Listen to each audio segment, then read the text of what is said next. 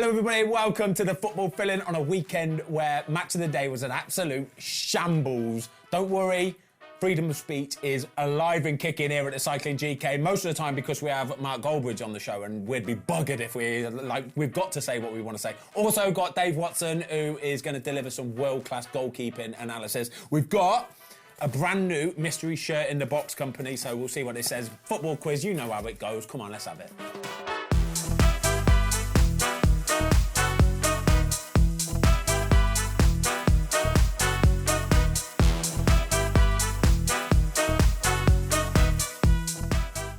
All right, lads, nice to see you as always. We're going to start today with Bournemouth, a game which I don't think any of us could really see coming. 7-0 one week, and then they go and lose to Bournemouth. Mark, what are you saying? Fantastic result for Man United, though, at least. Cherry Coca-Cola, Look cherry at you buzzing. Well, we had all the 7-Up stuff last week, didn't we? It's nice, but what a trophy! You know, this is, I mean, you know, they even got mugs. There's a Liverpool fan channel that went and printed mugs. Is Jamie Carragher with the looking at Neville behind him? 7-0, yeah. Fair enough. Enjoy it while it lasts, because it didn't last very long, did it? Bournemouth. I didn't actually. You know what? Honestly, you better go to Otto, because I didn't watch it, because I was like, I'm not watching Liverpool go and win 4 or 5-0 again. And then even when with 10 minutes to go, I was like, I'd not.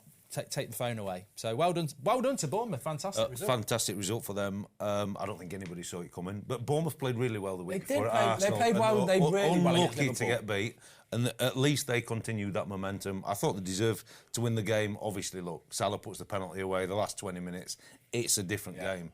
But actually, for Bournemouth, it was a solid performance and merited. How Liverpool go from 7 to losing 1-0 at Bournemouth, but I think that's the English Premier League, and that's why we all love it. That's why the league, like, if you look at the league now, right, if you're one of these teams in that bottom half of the table, yeah, you get in at full time on Saturday. Well, sorry, that game finishes. That was the early game. Early kick-off, yeah. You're watching that game before your game is even kicked off, right? And if you're one of these bottom half teams, you are going, oh, for God's sake, any chance, Liverpool? Like, you're moaning at Mo Salah, you're absolutely raging. It's a worse start to a Saturday, honestly.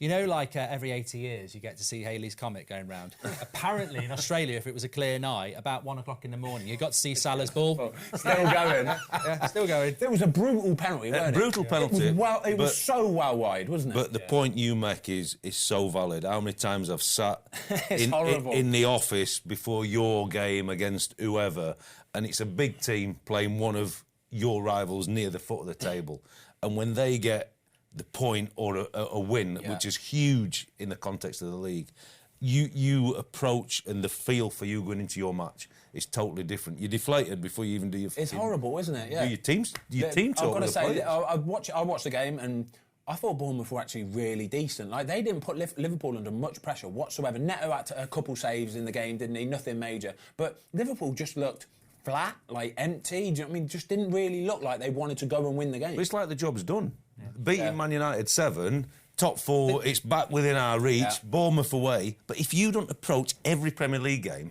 in the proper manner, these teams are coached well and they've got good players. Yeah. And they're going to hurt you if you don't do it. I think this is why the Premier League is the best league in the world, because there's no other league in the world where you're going to get a Bournemouth or a Southampton or a Leeds going to these big boys and giving it to them toe-to-toe. And, you know what I mean? If that's in the Premier League or in Spain or Italy or something, that's another 7-0, isn't it? It's a guaranteed another 7-0. Yeah, but they can put the B team out and win 3 or 4 and still be ready for a Champions League game in the week. They know they're going to win that game because the opposition, it's not as competitive.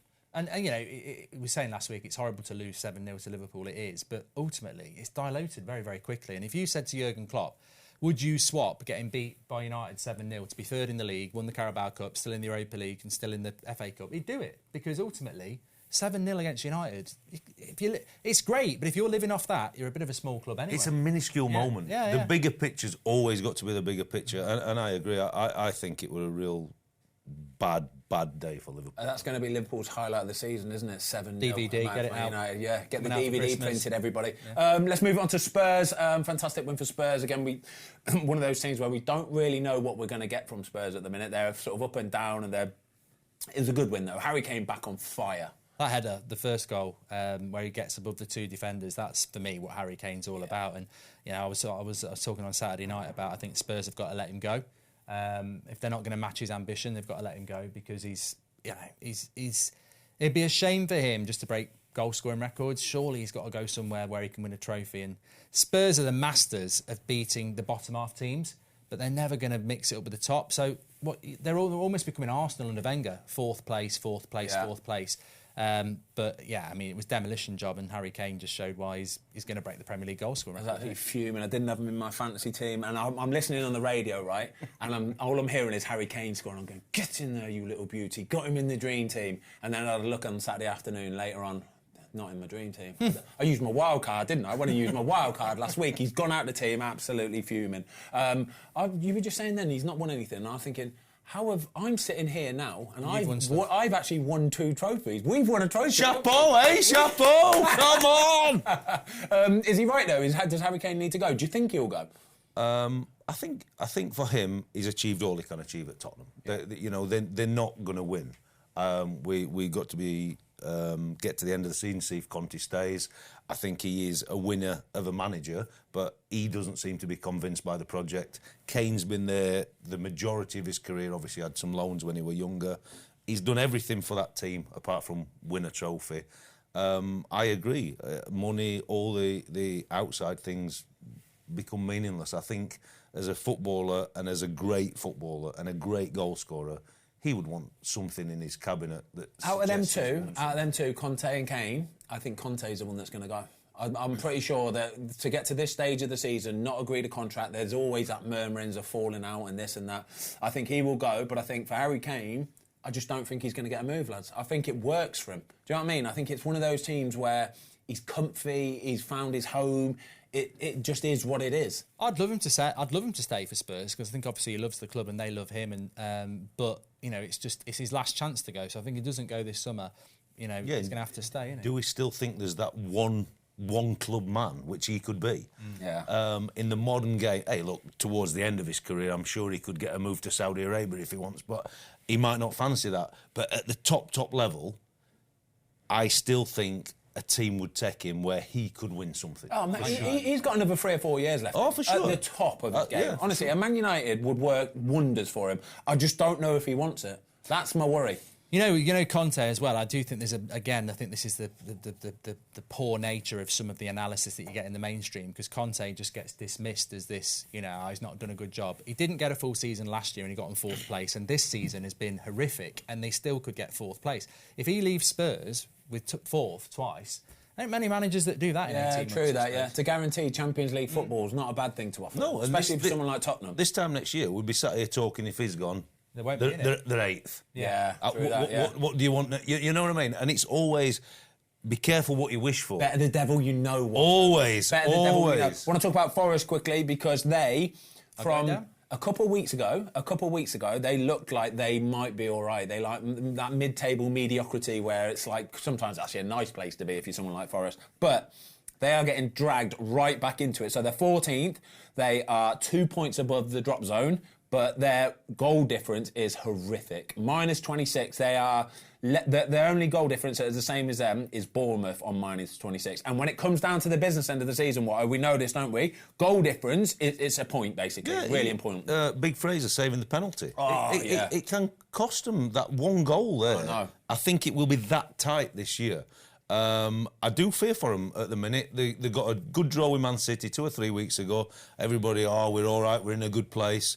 And then they've shipped 4 at West Ham, 3 at Spurs, and could have been a few more. Yeah, Spurs battered them. Spurs battered them. And at the minute, they need to stop the rot very quickly. And certainly the away form, I think they've scored the lowest amount of goals. 4 goals or something. It's embarrassing, something like that. It's not great, no. All right, Arsenal then. Want to talk about Arsenal? Another steamrolling win by Arsenal. Again, another game that I watched, but when I saw the starting lineup for Arsenal, right, and I see Leandro Trossard up front, right, I don't think there's many teams that can start a game with Leandro Trossard up front as their main striker, and still win games as comfortably as what Arsenal do.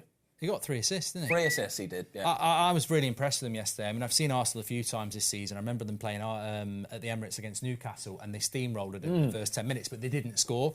But I think a lot of people looked at that, and especially we'll talk about we won't talk about Man City because they're boring, but they did. Man City are like eighth on our list or something. Let's do Man City Palace. Well, 1-0 boring, but winning like that, Arsenal will go, God, we've got to go to Fulham. We played Thursday night. Man City have just scrapped of 3 points. And you think, oh, this might be, and then boom, to go and beat Fulham 3-0 at Craven Cottage. That's one of the results of the season. Yeah, that's really, you've got to. We respect Fulham, Brighton, and Brentford on this show, and they didn't play bad. Fulham. Yeah. Arsenal just destroyed them in the first half, and we've said it before. So I think people are expecting this collapse from Arsenal. They're a consistently very good team. They are the best team in the Premier League. They play the best football. Yeah. Whether they're going to win the Prem or not, it's not over yet. But that is a massively impressive result. I just feel like they just keep doing it week after week. We made the point when you sat in the dressing room and Bournemouth win, that they saw Man City win on Saturday night, which puts a bit more pressure on. And I've spoke here before. I've loved what I've seen with Arteta. I love the team, but the mentality of that team is proper. Yeah. And I think yesterday's performance was incredible. An easy win at Fulham and made Fulham look probably like a bottom 3 team. Fulham. Nobody. No, but they did, mate. They absolutely blew away. These are the questions that always seem to keep needing answering. Yeah. Is when Arsenal are playing at sort of 2 o'clock on a Sunday, and Man City have won the day before, and then Man United might have won the day before, who are creeping up on them. They're the times where you think, have they got the minerals? You know what I mean? Have they got it about them to go and turn up? Away at Fulham, a tough match. Anyone would say it's a tough match, but still getting the job done. And it's not. They haven't got an out-and-out striker. No, they're not playing with an out-and-out striker. You're thinking the soft underbelly's going to come. No, but they keep showing time and time again. They've got the mentality, and they actually turned up yesterday looking forward to that game of football. I think they did, and knew that if we do what we do, we're ready. They didn't fear that game. It's good, isn't it? I think that's what's going to get them over the line. Are they going to get over the line? I agree with what I think. If they keep that mentality, their level of football, they're playing the best. They are the best footballing team in the league. That's whether they're going to win the league or not. I think people need to realise they are the best team. They're attacking football. Yeah, they're the best team. In Defence the final is good. third. Yeah. Do you know what I think it's going to come down to is that Arsenal-Man City game when they play each other? Because I still just think Man City have got the mental edge over them in a 1v1. It's going to come down to the experience of in the last 5-6 games when you catch a Forest away and you think you're going to win and they're playing for their careers and their contracts and they suddenly play like prime Brazil and you go, bloody hell, where did that come from? And you drop a point. Man City might win this just on experience, but Arsenal, they've just got to keep... If they keep going and blowing teams away, it won't matter. This is it, isn't it? We've seen this. When you get to the business end of the season, this is where those players who, when you're playing for a Southampton or whoever it is down there, when they know that their money's going to get cut by 50% next season, suddenly you start to see your actual players playing real football, don't you? Because when it hits their pocket, mate, that's when they'll start sticking their foot in. Yeah, well, when the Ferrari can't pull into that training ground, mate, and it's got to be the old Vauxhall course, it's a bit different, isn't it? It's called the Willian effect. Remember his contract was going to get run out by Chelsea in his new club and he started playing like, prime Neymar. Imagine that. Oh, and then he signed for Arsenal and he went crap again. Right. I want to talk about Leicester, Chelsea. I think probably Chelsea's best performance of the season so far. You actually watched this game, didn't you? Yeah, I did watch it.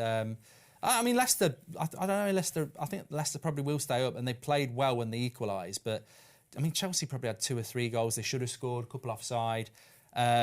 It's a long way to go, but I've said it a few times. They've got to stick with Potter, and I think the players... It's great to see that the players actually are playing for the manager, because that was the thing I was worried about a couple of weeks ago. They've got Kovacic and Enzo Fernandez in the midfield now. I think that solved a big problem. If they get a striker in the summer, they've got some really good players. Defensively, they don't concede many. I still think they need to sort their keeper out. I'm not happy with that Kepa. I think he should have saved the first one. Talk to me about the goal then. Have you seen the goal? It does look a little... It's like it's gone in a little bit easy. Because we were talking before the show about was there any real sort of glaring goalkeeper in errors this weekend? And there really wasn't, was there? But I think this is maybe one where I don't think you should get beat from there. No, I agree. Look, I thought it was a proper performance out, and I'm pleased for Potter. Yeah. Chelsea looked the real deal, 100%. They get a centre forward. Mendy, I think, when he were in the form, he were in for Chelsea in goal, made a real big difference to him. Kepa, I think he's really struggled in the Premier League to warrant the price tag. Mendy played really well for him for a period. I think he struggled with Mendy's form. He's come in and he's done okay, but for them to get to top 4, which is a minimum next season, and for the fee that they paid for him, you're expecting him to save that. Yeah, and he has to save that at the level you're at. It's like that Skip one we spoke about, isn't it? Yes, absolutely. Yeah. But you go back to the Fulham game yesterday, 3-0, comfortable. Ramsdale makes an unbelievable save to his right. And it's strong wrist. But your top team, your goalie's got that one moment. Boom. And that's what Chelsea miss with Kepa. He doesn't produce the moment as much as the other top goalies at the top teams. Well, if you flip it on its head as well, you look at Leicester, the first goal that goes in from Chilwell. He's got to save that. Yeah. He's not even looking. He's not even thinking he's going to shoot from there. You know what I mean? So the ball comes over to Chilwell, and he's almost still looking at the amount. The action in the middle, yeah. Sure. Exactly that. But then Chilwell takes a shot, catches him at his near post. That is what we're talking about. When you start the game, you want to go, right, lads, let's do it properly. We get in their faces. But when a goal goes in, it's a sucker punch like that, isn't it? Because that shouldn't go in the back of the net, should it? One like that really hurts you. And for Leicester in the moment they're in, and actually they did play well in the game. And you take that goal out of it, and it's 0-0 for a lot longer and whatever. Ward will be disappointed with that goal, for sure. But they got back in it, which is a fortunate thing. But you have to take them errors out, whether you're chasing the top or you're at the bottom half. And this is the thing I always say about De Gea, and you two would know better than me, is that I think De Gea saves the Kepa one, and he saves the Ward one. Yeah. They both let them in, and that for me is the difference between your Ramsdales and your De Geas, because they make saves that you two would probably say you should make, but only the top keepers are saving them. And as we see, they're going in with. It has a massive effect on games, doesn't it? Massive effect. It affects the atmosphere with the team, the crowd, everything with it. When you know you've got a top goalie behind you, and you know he's going to save that, you feel different going into the game. Yeah, for sure. Have a little look at the table. We'll get a little graphic on screen now, by the way, but. The bottom half of this table, lads, this is scary, right? Honestly, I've been in this position so many times where if you can... Me too, too many. We used to have a thing of, like, momentum. If you can get back-to-back wins, back-to-back wins for one of these teams is absolute gold, right? So, bottom of the league, Southampton 22, Leeds 23, Bournemouth 24, West Ham 24, Leicester 24, Everton 25, Forest 26, Wolves 27, Palace 27. Oh my God! I think this thing about Wolves, I think they have had a good couple of results. You're not out of it. No chance. You can't get out of it. All the way up to 12th. Honestly, from 12th down to 20th, there's 5 points left. I think Palace will be having a little look. They've not had a win this year. Can't score, can they? Oh my God! But the thing is, you look at the next. I don't know what the fixtures are next week, but if someone like Leicester are playing Man City at home, you'd go, "Oh, they'll lose that," and then you'd be going, "Well, keep an eye on it. You never know." No. Sure, One team I'm a little bit worried about is Leeds at the minute as well, because we'll talk about Leeds now as well. That was a good result for them, though. That was a fantastic result against Brighton. Anytime you get a draw from Brighton, seriously, Brighton battered them as well, by the way. Brighton are coming off. You could see you were angry at the manager. Yeah. They'd not won the game. Yeah. They had the I think he's had so many of them this season, though, where they've battered teams and they've not managed to put the ball in the back of the net. Even though they might win it 1-0 or 2-1 or something, they could have scored 4 or 5 in most games. 8 points. They should have, shouldn't they? And they're absolutely killing it. So Brighton in the minute, up to 7th, 39 points, 3 points behind Liverpool with 2 games in hand. He's a fantastic player, that Matoma, though. Oh, he's incredible. He's involved in everything, isn't he? He's involved in the whole team is. I mean, McAllister. They are a team, but...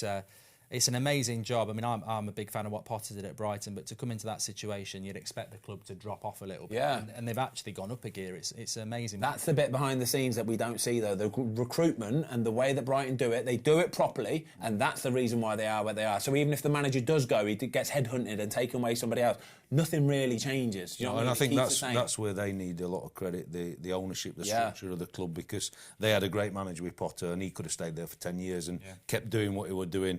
He's obviously decided to take the challenge on, but the new manager, they would have been looking at him from afar for a while. You always have to have a contingency just in case. And they've had it there, and it doesn't seem to be that too much has changed. If anything, a new guy coming in has got a bit more life out of them. They've certainly become more potent in the final third, even though we're talking about missed opportunity, because if they had an out-and-out goal scorer, oh my word, they'd be top 4 guaranteed, because they play proper football. And going back to it, I think Leeds would want more home game Brighton, but I'm telling you, it's a good point for them, because Brighton are a good team. They've got to win at home, haven't they, Leeds? They can't win. They're the one I'm worried about, though. Win at Ellen Road. Look at their little run-in. They've got an horrible little run-in. So 3 of their last 4 games of the season, who is it? They've got Tottenham in there, Man City in there, Away at West Ham. Away at West Ham. Some real tough ones coming up. We're going to move on to Man United in a minute. Obviously, I'm sure you'll have a few things to say about Man United and Casemiro. It's time for our mystery shirt in a box, though, lads. Here we go. Got one this week. Again, absolutely unopened. Sorry, look, seal, all that kind of stuff. We ain't got a clue. Give me your predictions on who you think. What country we're going to go for then, lads? I'm going Italy this week. I've got a feeling. Portugal. Italy, Portugal. I'm going to go France. Yeah? I love this. I love this. Italy, Portugal, France. Definitely not. Let's go. You ready? Ooh. What on earth is this? It's a Brazil goalie shirt, isn't it? What on earth is this? I still have not got a clue. Cape Coast Ebusua Dwarfs. Australia then, as well. No. I don't know, you know. What on earth is that? Anybody know? Right. They haven't even put like a little where it's from or anything. Gold Coast Dwarfs. Where is that from? South Africa, isn't it? It might be South African. 1939. Do a little phone search, somebody, lads. Cape Coast Ebusua Dwarfs. The emblem is a crab. It depends. Ghanaian professional football club based in Cape Coast. Damn! We didn't get that one. We did not get that Chris one. Hughton, Ghana manager now. No, he's not. Correct. Wow, I like Chris Hughton. Good guy, him. We're going to give this away, by the way, everybody. So the boys are going to sign it. I'll sign it. And as usual, you know what to do. Get in the comments down below. Say something nice. Don't get in the comments and give abuse away and stuff like that. Actually, no, we're telling a lie. We're going to put this on Instagram, right? So we're going to put this on the Football Fill-In, on the Football Fill-In Instagram page. Get yourself over there. Make sure you're followed. Give it a like, all that, and we'll pick somebody at random. There you go. Ghanaian. That's the first. Nobody got that right, by the way. No. Nobody got that one right. No. All right, let's move on then, boys. United. Mark, I know you're going to have a few things to say about this. It'll be interesting to get your take as well, Watto. 0-0 draw. We've got to start with the red card, though. Casemiro, second red card in 3 Premier League games. Mm-hmm. Before this, he hadn't had one in about 500-odd games or something silly like that. What do you make of it all? Being victimised. well, he is. Like, I mean, look, we can't show the clips, unfortunately, even though we do a better job. We'll get some pictures on. Don't worry, we'll get some pictures. But no, I mean, look, he got sent off a few weeks ago by Andre Mariner for grabbing the shirt, grabbing the collar. AU's got Fred's neck. Next week, Ben White grabs a neck. They're not red cards, but obviously Casemiro gets one from Andre Mariner. Andre Mariner referees Chelsea against Leicester. Horrific tackle on João Felix. Horrific tackle on Havertz. Doesn't even book him. He's then VAR ref for the Man United game. Anthony Taylor says yellow card. An old Pratt pants goes, you might want to come and have a look at this. I've done a little bit of an edit and puts it in slow-mo because he must brush his teeth in slow-mo and walk his dog in slow-mo. Shows the angle that's not from behind. Shows him the straight stud image. I mean, I'm just disgusted. I am seriously disgusted because I do think it's victimisation when you've got a referee who the day before doesn't give red cards for tackles that are... Well, they weren't even tackles. I mean, the Pereira one's not even a tackle. He's not even got the ball near the ball. And then he goes in on that. And I agree with Ten Hag. I think that, yeah, if you've played football, then, you know, and any level of football, because we've all tackled, he's stretching, he's gone for the ball, and effectively, the ball's round, isn't it? He's kicking the ball with his studs. People think studs up, it's automatically a red card. It's not. He's stretched for the ball. The Southampton player's gone in for the tackle and seen it. He's obviously not that worried. He's hit the bottom of the ball. Casemiro's gone a bit higher. The ball's rolled. He's rolled over the top. He's caught the player. If you know the player and you know the game, it's not malicious, it's not reckless, it's not out of control. And the yellow card is probably the right decision. And to review it, I'm just tired of slow-mo people who've just got no right to be reviewing football at that level. It's disgusting. I love this. For your turn. It's a very aggressive assessment. I'm not going to disagree too much. The one thing I thought were positive is that he goes and looks at the monitor. But I still think on the slow-mo, his leg's there. I think the real leg breaker is when it's straight. Yeah. And I never thought he was straight. Yeah. He did flick the top of the ball. He came across the top of the ball. But when you straighten your leg, you're looking to do some damage. He never straightened his leg. So at the point of contact on the shin, it weren't the full malicious straight through it. And I did think it was probably unlucky to be a red card. I just think of those sort of tackles. We've seen them in the last few years.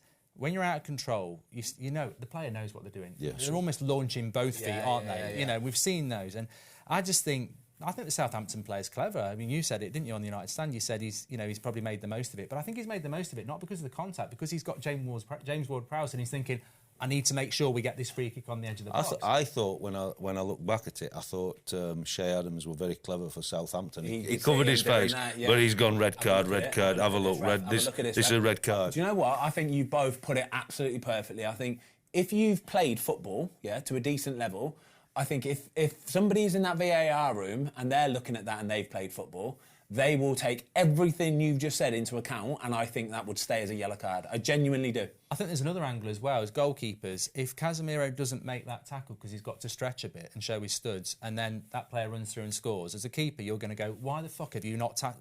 you're damned it. He's got to make the tackle. It's a controlled tackle, though. That's the only way you can make that tackle is like that. He's got a bent leg. I don't think he's out of control. No, he's not got 2 feet off the floor, chance. And the bent leg tells me he's going genuinely for... He's not trying to hurt him. Yeah. I think the straight leg, you're always a red card. Yeah. But when he's looked at it in slow-mo and it's bent, I think he's very unlucky to... Slow-mo is such a killer as well. Yeah, it makes everything look worse. You can... Because you've got to... I'd always start it from 2 seconds before as well. I'd look at where the player's going, is he out... Has the player lost control? Mate, you've got to look at his eyes. What's he looking at? What's Casemiro looking at? What's the other player looking at? You can make mistakes as a referee. He were in a great position when he gave the first yellow. I like the fact that there's VAR and he goes to look at the monitor.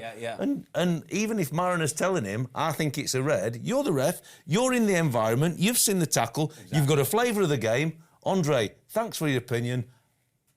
I've looked at the monitor, I'm sticking with you. And that's the thing. And what's wrong with that? Nothing. And I think anyone who says it's a red card, you're wrong, because...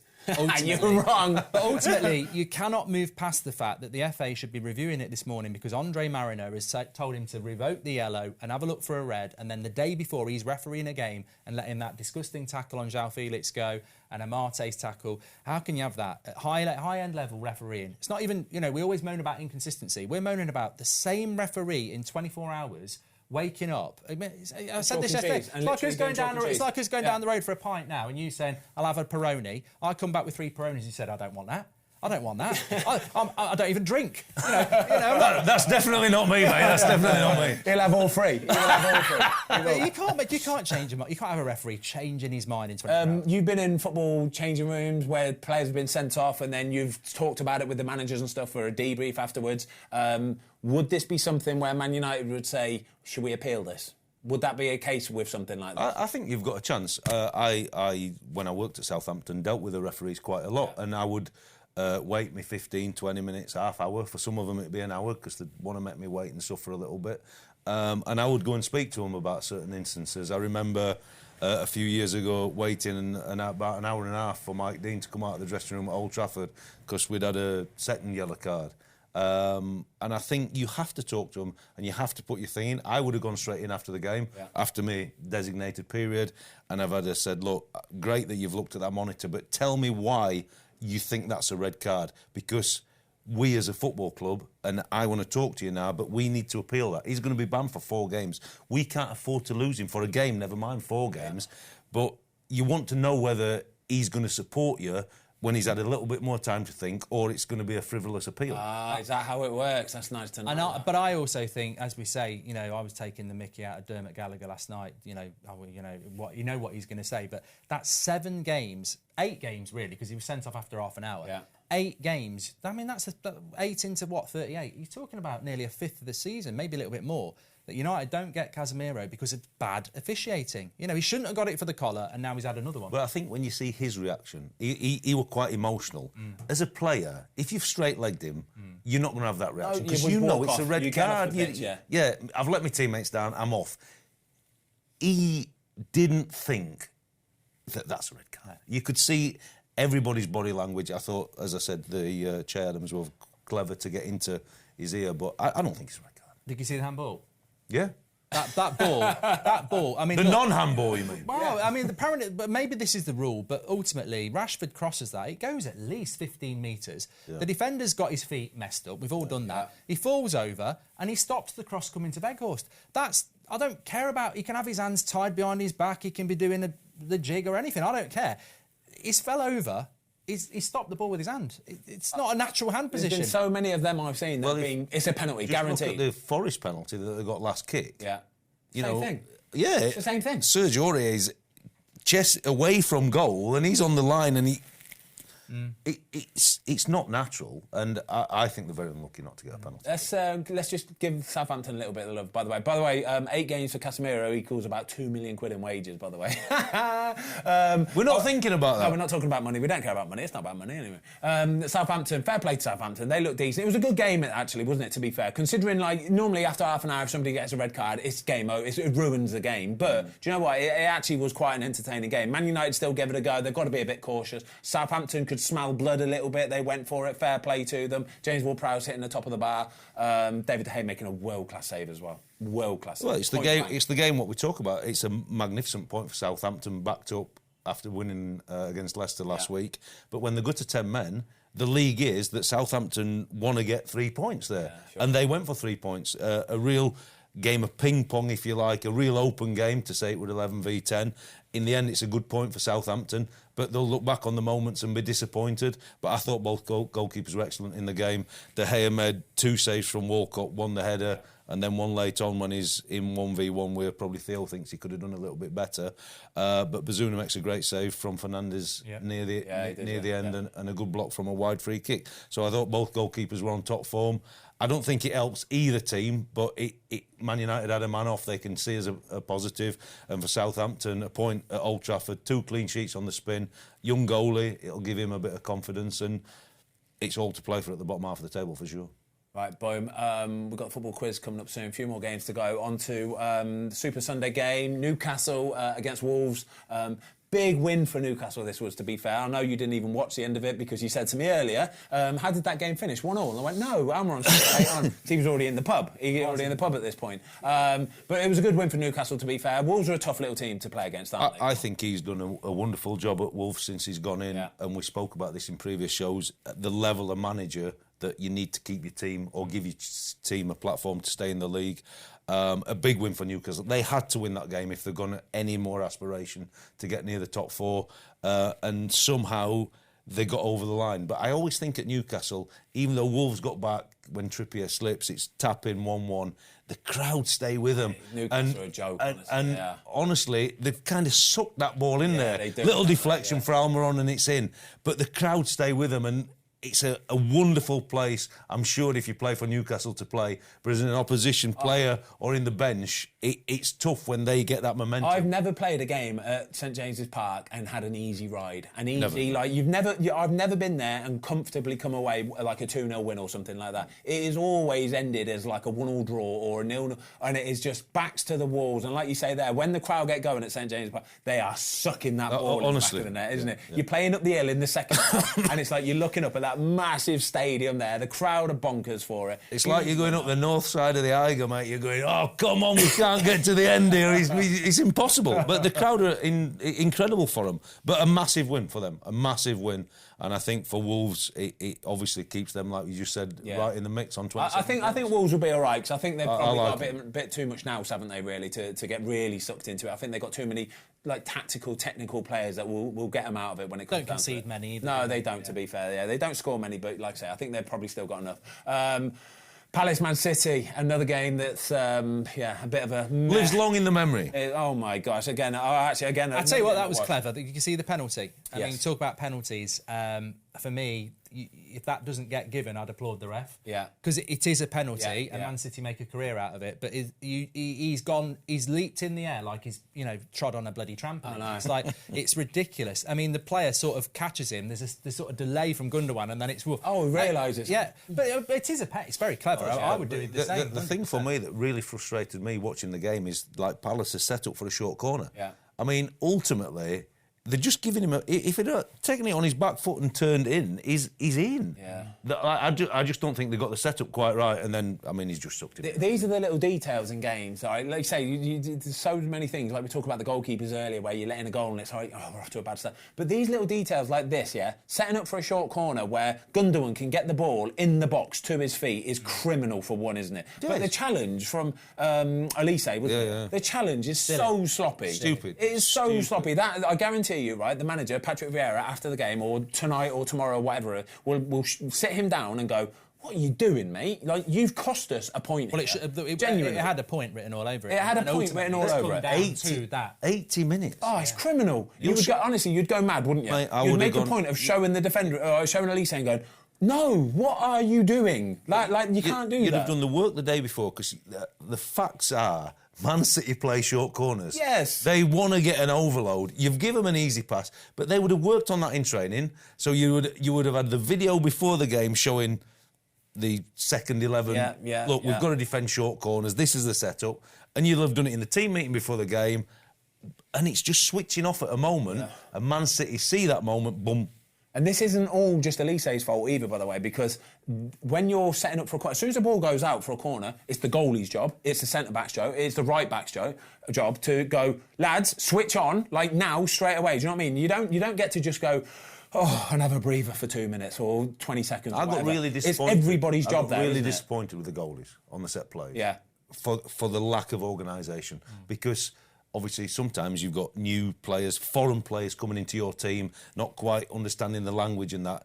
But you're the goal. And I always try to, you have to take real organisation on the set plays. Help everybody else. But everybody in that team should know everybody's role. Yeah. And for them to have set up to allow that easy pass in, Criminal, mate. They could get dragged in, Palace, because they can't score. No, true that, yeah. You know, you've got to start scoring goals. We've got a stat here. Palace have had no shots on target in their last 3 Premier League games. First time since 2003-2004 season. Whoa! I don't know what's going on there. I thought Vieira was doing a good job when he first came in, but they're drifting, aren't they? Just fell right off. Mid-table, 27. They're still one of those teams that can get sucked right into it. A couple more games to go, lads, and then I'm going to batter you at the quiz. Everton, Brentford, massive home win for Everton, which puts them up to 15th. Fair play to him. That's 3 wins out of 7 since he took over.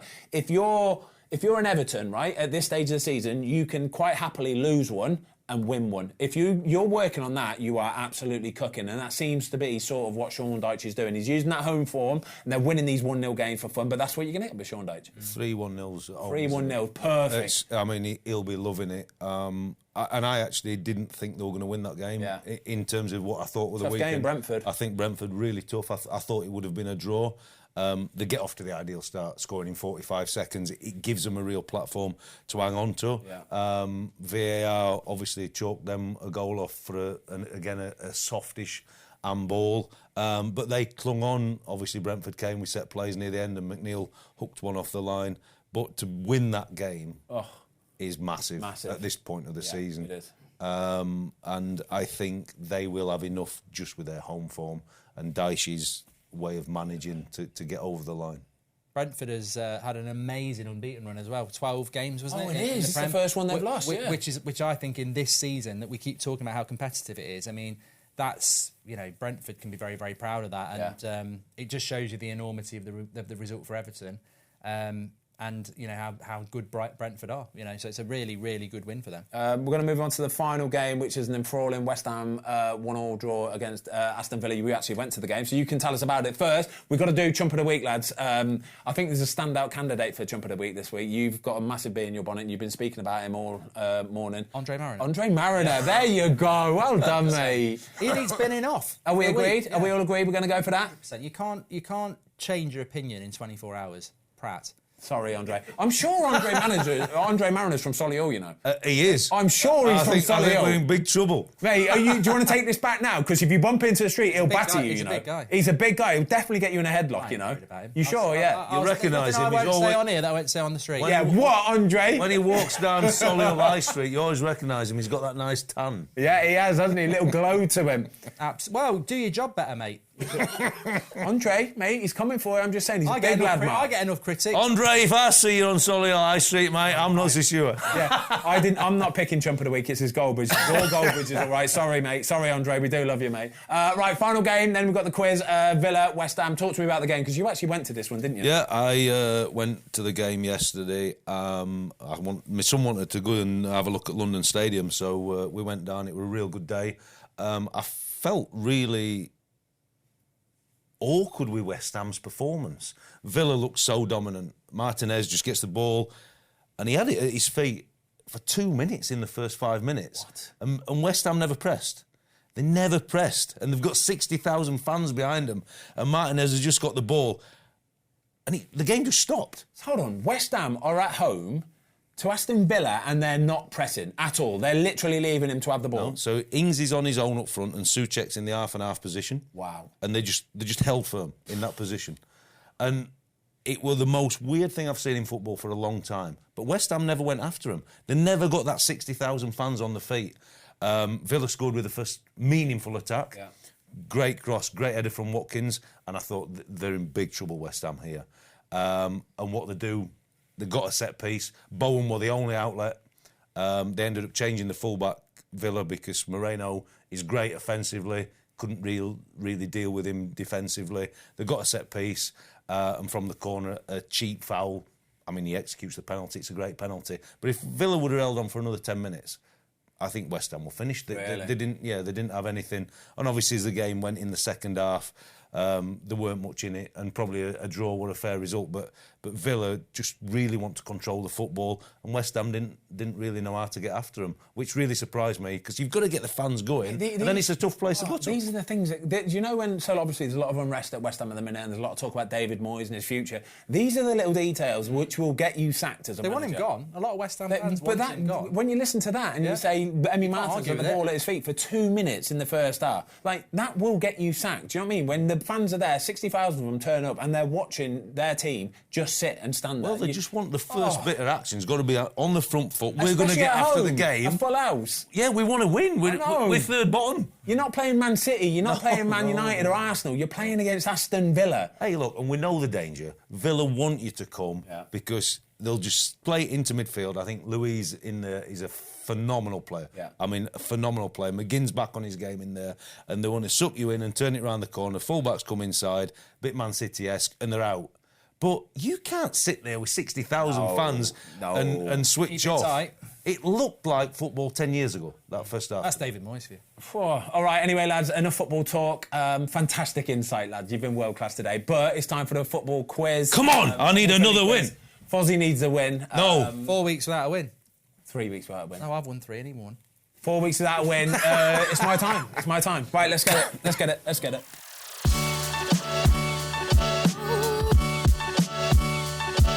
Jamie, are we ready? Yeah, we're ready. Got the head-to-head quiz. Let's go. Good questions this week, yeah? Very good questions, Nothing wrong this week, no? Nothing wrong. Let's go. Which current Premier League manager did David Beckham play with while David on Moyes. loan? Correct. Yes, at Preston. While at Preston at the end of 1994. He's had these questions again, hasn't he? I did know that one. I would have got that I one. knew that one. From which club did Spurs sign Rafael van der Vaart from in 2010? Ajax. No. PSV. No. Can't answer again. Inter Milan. Even. Nope. It's German, isn't it? It's Real Madrid. Ooh. Real Madrid. Good one. Third question. Which player has the most points recorded in a single season in FPL? Ronaldo. No. I know that. Salah. Correct. I was going to say so. I was literally about to say so. Well, say it. If you see it, say it. He got 303 points in the 17-18 season. Wow. Yeah. You can say well done. Well done. Well done, mate. Okay. I have played in the Conference, League 2, League 1, Championship, Jamie Vardy. Premier League, UEFA Cup, Champions League, and the World Cup. Who am I? It's not Jamie Vardy. Not Jamie Vardy, no. I really think it is. Jamie Vardy has played in all that, hasn't he? Say it again. League played 2, in League the 1, Championship, Premiership. Conference, League 2, League 1, Championship, Premier League, the UEFA Cup, Champions League, and the World Cup. Check Jamie Vardy. I'm pretty sure he's played in the Champions League as well. Has he played in the World Cup? I think he has. I don't think he has played in the World Cup. Maybe not the World Cup. He went to one tournament, didn't he? Yeah. You did Euros. Got any It's answers? a great question. I've got no one else. Question. Joe Hart. Nope. That's really hard. It is. You have to give a countdown. 5, 4, I 3, honestly don't know. 2. Steve Finnan. Oh, my God. Come on. Steve Finnan cannot be that. Who is he? We need to get Liverpool. him on. Do you remember Steve See, Finnan, he's- Liverpool? Oh, right back. My Irish. gosh. Irish. That's a really tough question. Well done if you got that at home. Well done, yeah. Yeah.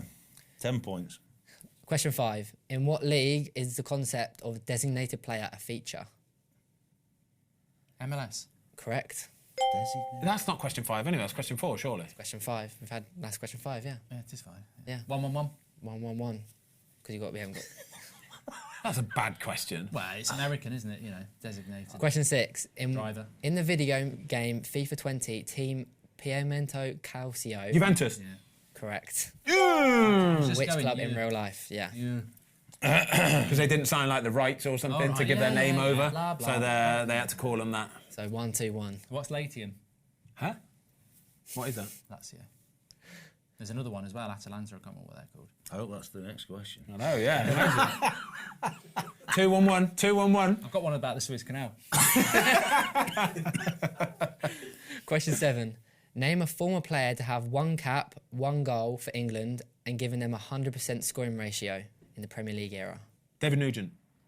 Correct. Oh, I knew that! I knew it! That's a big one, that. It's a big one. That's a big one, that. There was 2 other answers. There was Franny Jeffers and also Stephen Colker as well.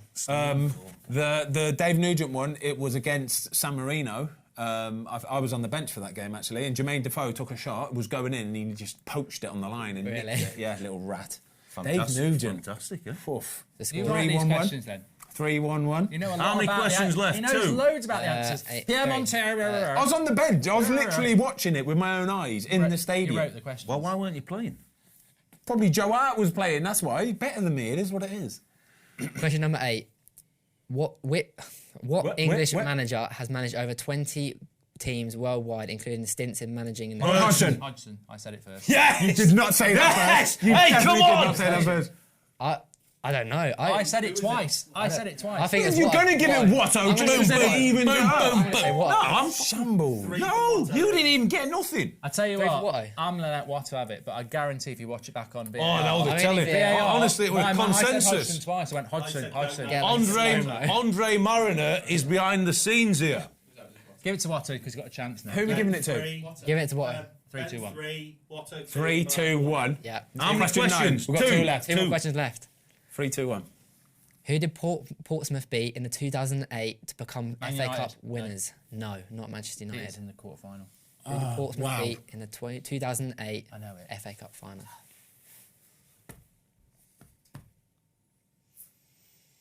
Arsenal. No. No, it wasn't. It's Give you 5 seconds.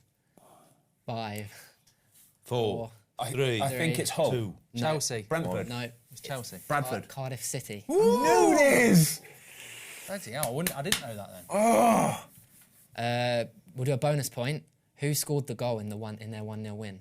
Yakubu. Sully Montari. What do you say? What? Yakubu. No, Carney. I got it then. Who?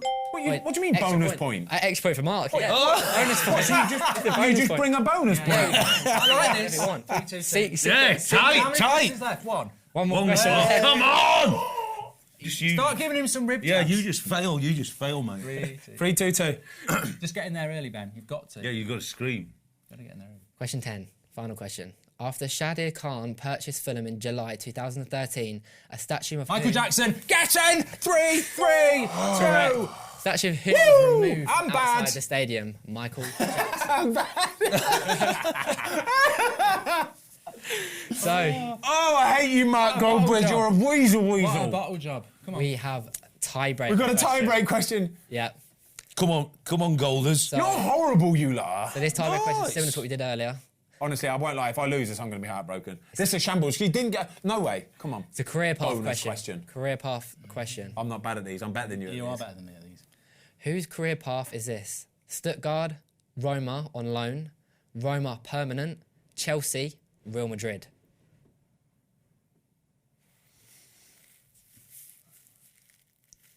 Stuttgart, Roma on loan, Roma permanent, Chelsea, Real Madrid. 5. It's a tie-break Well, we've got question. another. Right, we've got another tiebreaker. Another tiebreaker. 5, 4, 3. Just say a name. Bonucci. Nope. 2, 1. Courtois. Nope. Antonio Rudiger. Darn it. Yeah. Double darn. Good one. Everyone will know that as well. Darn We it. have one more. I should be tiebreaker back question. in, shouldn't I? No chance, mate. Yeah, he comes back in. The final tiebreaker question. Okay. What if none of us get this right? We'll have to get another tiebreaker question. Am I back in? No. No. Oh, come on. Would you got that? What? No. Yeah, we could have let him come back in. Yeah. But he didn't. Name one of the 2 players who scored Premier League penalties with both their left and right foot. So there's 2 answers. to this Tony. question. Incorrect. To win.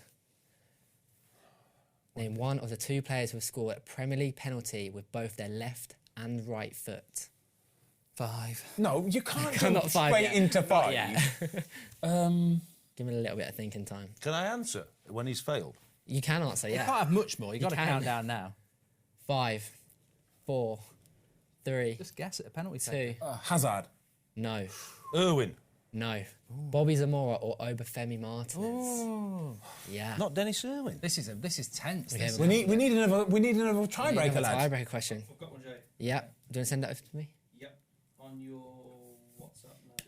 I hope you're enjoying the show, everybody. This is... It's tense. I'm It's a I'm bonus. sweating. I'm It's sweating. a bonus for me because I've won 3 of the last 4 and you've not won any. So I'm a bit like Well, today's the day, Germany then. at penalties. If I lose, I lose. But You're probably, going to win. Probably win, yeah. probably win. Final tiebreaker question, Come on, then. if you get it right. Which club is sometimes referred to as FC Hollywood? Wrexham. No. Brentford. No. We've got Hollywood. Wait. We can go again, then. Okay, We can go again. We'll go again. What country? Aston Villa. No. Can't give country because Do you know this? FC Hollywood. Newcastle. Well, keep going. We keep going. Keep going, keep going. Bloody club. LA. No. FC Hollywood. FC Hollywood. If you don't get smart, we've got another tiebreaker question. I'll go on to the News next. in. I'm What's the answer? going What's to go. I'm going to go with New York Red Bull. No. Bayern Munich. Why? Why FC Hollywood? I need some context. Don't know. This is the worst quiz in the world, by the way. Longest quiz. I should be back in. Somebody let us know why Bayern Munich are known as FC Hollywood. Come on, final tiebreaker question. After the Juventus, AC Milan and Inter, with 9 Scudettos, Roma. which team has won the most Serie A titles? Who did It's you not say? Roma. Who did you say? After Juventus, AC Milan and Inter, with 9 Scudettos, which team has won the most Serie A titles?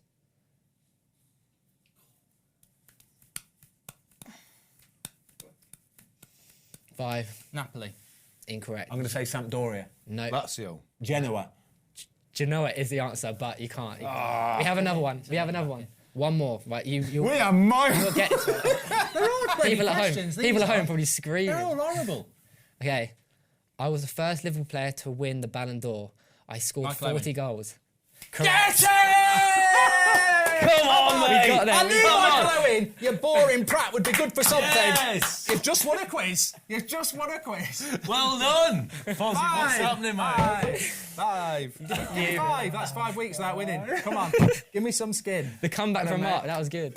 Well done. It's in. What a comeback. And thanks for the bonus point.